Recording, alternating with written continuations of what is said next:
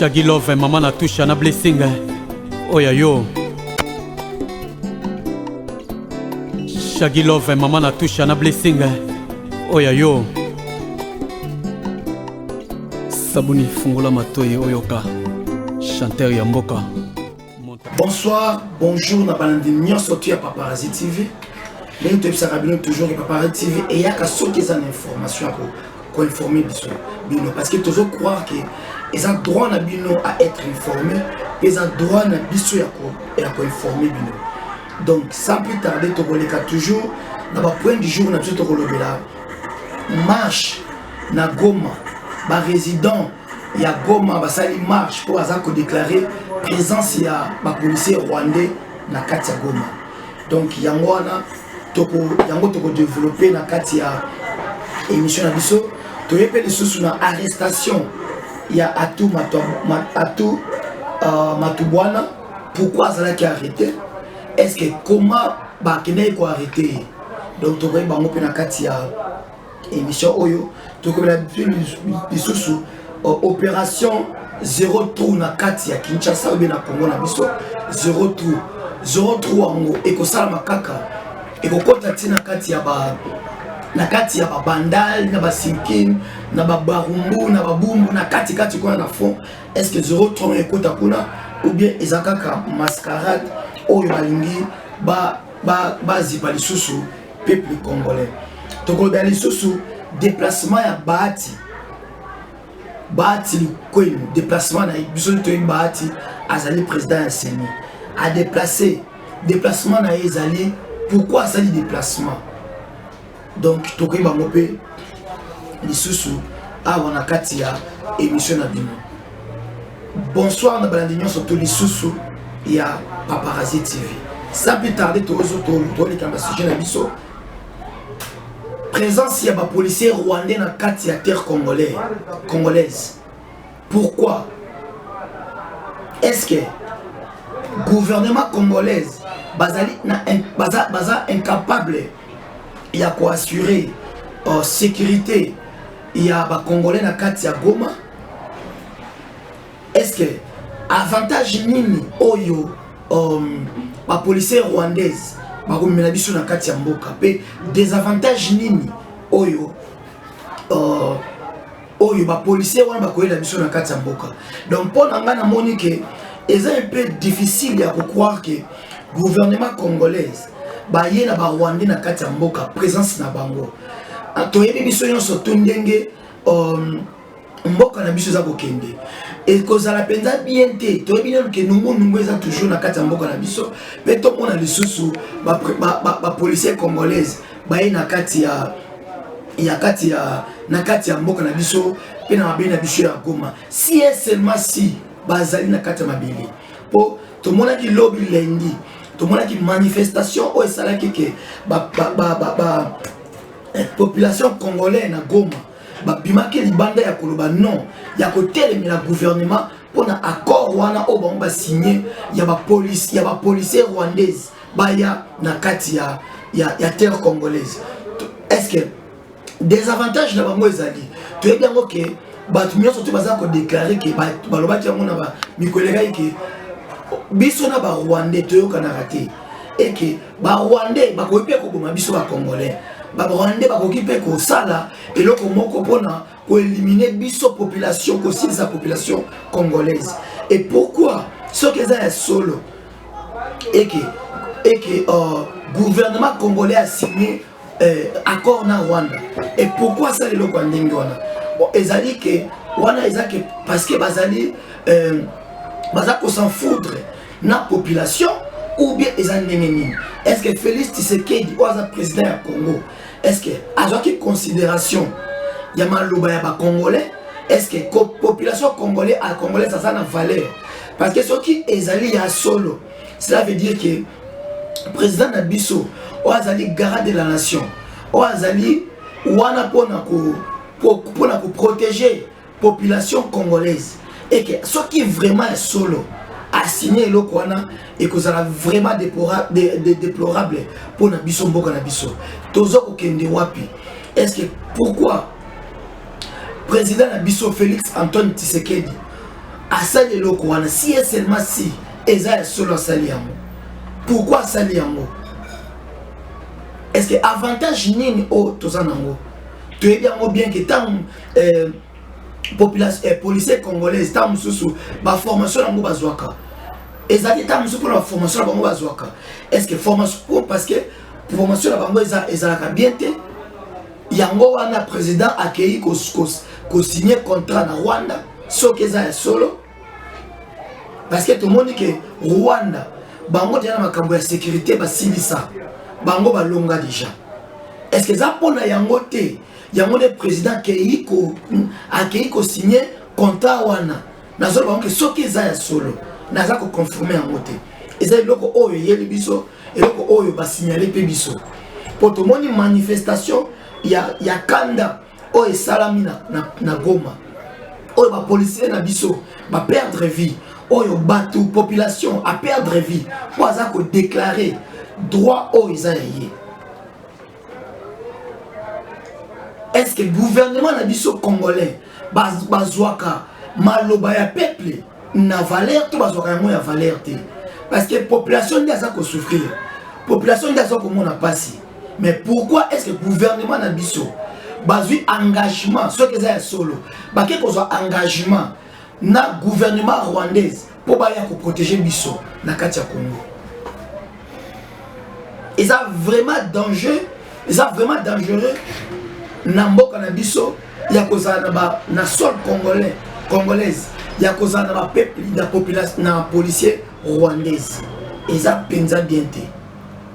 Mais na kati na yango pe to monaki ke général Amisi alekaki lisusu pona koloba ke ezali eloko moko ya malamu te eza te ke accord esigname eza juste ke eza ba idée oyo ba monter bazoluka ba monter na place po ba meka ko monter projet moko o ezali ba meka ko monter centre ya renseignement à partir de Goma pour lutter contre le terrorisme. Tout le monde que le terrorisme ezali et le moko oyo ezali et continue mingi na kati ya mokili. So ok na kati ya Nigeria. Toi na Boko Haram. To côté na kati ya mboka mususu eza nzinga na bango. To za na ba terroriste. Le terrorisme est fanda. Donc ba s'implantant na kati ya mboka wana. Donc pour nanga cause et so qui ezali il y a solo que projet wana ndenge général Amisi à lobby et kozalelo ko moko ya bien pona renseignement poto ke ni mingité total nanu déclaration ya général Amisi à propos il y a ndenge baza ko loba ke présence rwandaise eza na kati ya sol congolais na kati ya Goma total. Là se trouve à Nairobi et le centre de lutte contre le terrorisme. Il existe un projet d'ouvrir une extension de ces bureaux à Goma pour la création d'un centre de récolte des informations et des renseignements à Goma pour la lutte contre le terrorisme. Et ce centre n'est pas encore opérationnel. Ça sera opérationnel si et seulement si c'est accepté par les autorités du pays, en commençant par haute hiérarchie, le gouvernement de la RDC. Et ça sera une bonne chose pour nous, puisque dans ce centre, on ne trouvera exclusivement que des officiers congolais, peut-être assistés par quelques experts du bureau régional. Et la police nationale congolaise est capable de le faire, d'exécuter ses missions régaliennes correctement à la population congolaise, de faire confiance à sa police.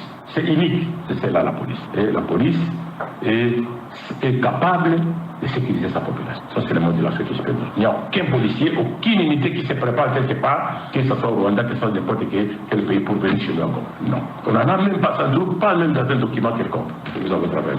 Voilà. Oui, merci Nabino Nyoso to Balandia Paparazzi TV. Nakanisi bauti ko mona, bauti ko yoka.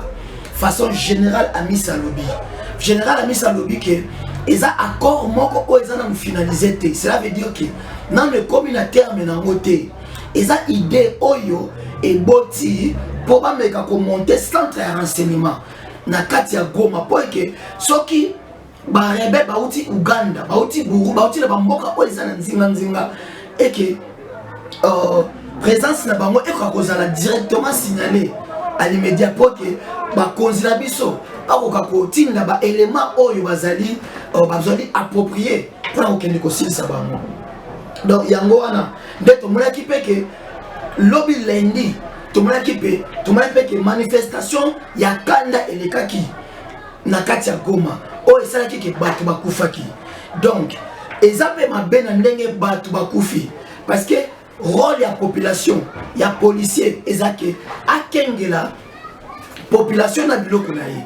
Mais so tomoni ke population akomi kokufa mpona droit oyo azali korevendiquer eza sous normalité.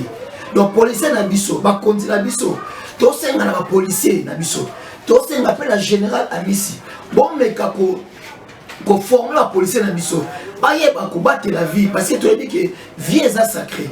Mutu moko te aza na droit ya kozwa vie ya mutu.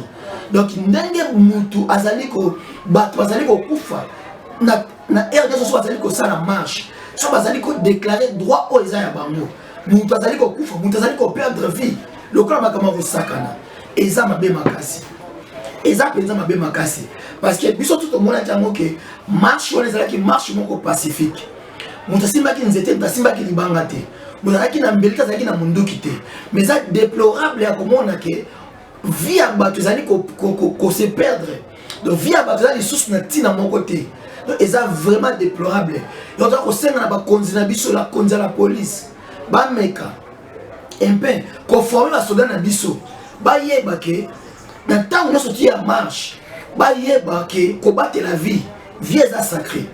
Tomonaka mona pays ya libanda ke marche ekozala ndenge ya makasi me tokomona mutu azoki te mutu akufi te. Mais oya biso ezalaka ke bato bazali ko perdre vie bato bazali kokufa eza normal te. Donc tomoni ke tokufi pe déjà mingi mais ya koperdaka lisusu vie ya kotirer balle réelle eza mabe. Tomoni ke na bamboka nyonso to bautilisaka baballe oyo ezalaka ya caoutchouc mais biso toza koutilize balle réelle eza mabe makasi. Policier batela babiloko oyo eza ya l'état balle réelle babetaka yango te baballe réelle eza pour protéger yango bato oyo bozali na bango bato baza korevendiquer bazali peuple congolais baza bandeko oyo ya bino moko. Mais so ya komona ke ya kozwa balle réelle boya koutilize yango na rebelle te boya koutilize yango na muyibi te bozwa balle réelle boya koutilize yango na peuple congolais ndeko oyo ya bino moko parce que abimi libala po a revendiquer droit oyo eza ya ye eza normalité eza mabe makasi. Donc même population wana nde mutu asombaka masasi wana oza na masasi wana munduki wana pour la population wana mais oza kobaluka liso bali kobomwa population oyo azali koassure yo aza kopesa yo minduki osimba pour se protéger pour batela mboka ozali kobaluka liso oboma même population na balle réelle eza mabe makasi.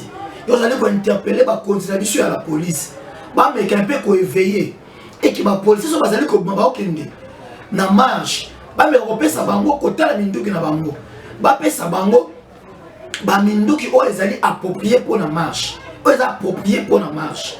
Donc ba ko pesa bango ba minduki oyo ya ba minduki a fêté ba ko pesa bango ngote eza mabe.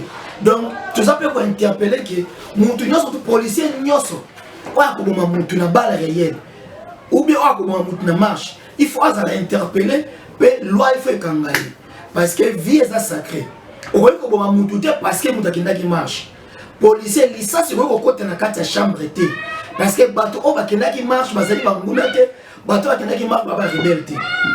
Donc c'est un peu ça.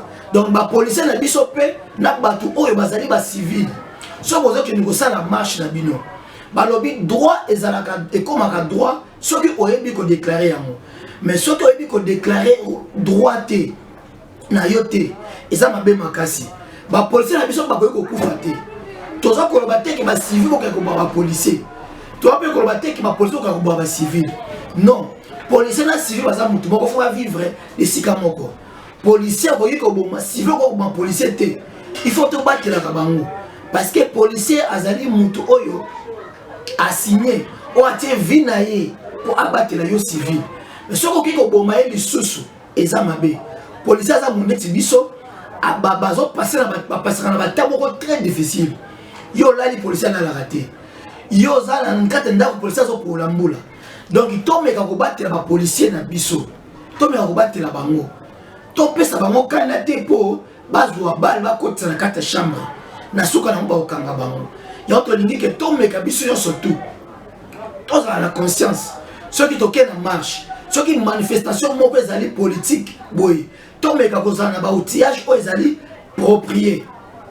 Pour na babiloko wana. Eza mabe.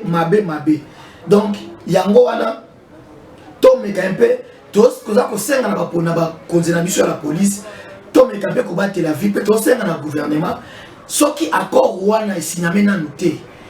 En tout cas, bameka pe ko raisonner pour na bien la population parce que la population est pas pour mingi. Et koza eloko moko ya bien te pour na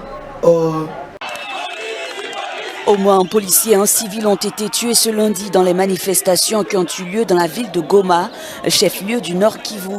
Des jeunes en colère protestaient contre la venue de la police rwandaise à Goma, enflammant des punais et dressant des barricades. La police a tiré à balles réelles et fait usage de gaz lacrymogène pour disperser la foule. La manifestation d'aujourd'hui, c'est pour protester. Dans notre pays, nous avons une bonne armée, une bonne police. Mais on ne comprend pas pour quel intérêt les Rwandais doivent venir nous sécuriser ici, dans notre pays.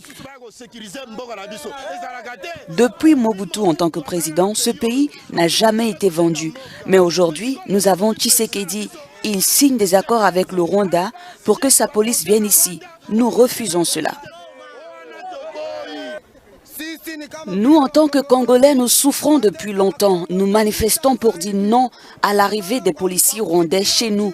Nous refusons parce que nous avons notre propre police. Selon le commissaire général de la police, aucun accord ne prévoit la venue de la police rwandaise à Goma. Ces derniers jours, les tensions sont montées.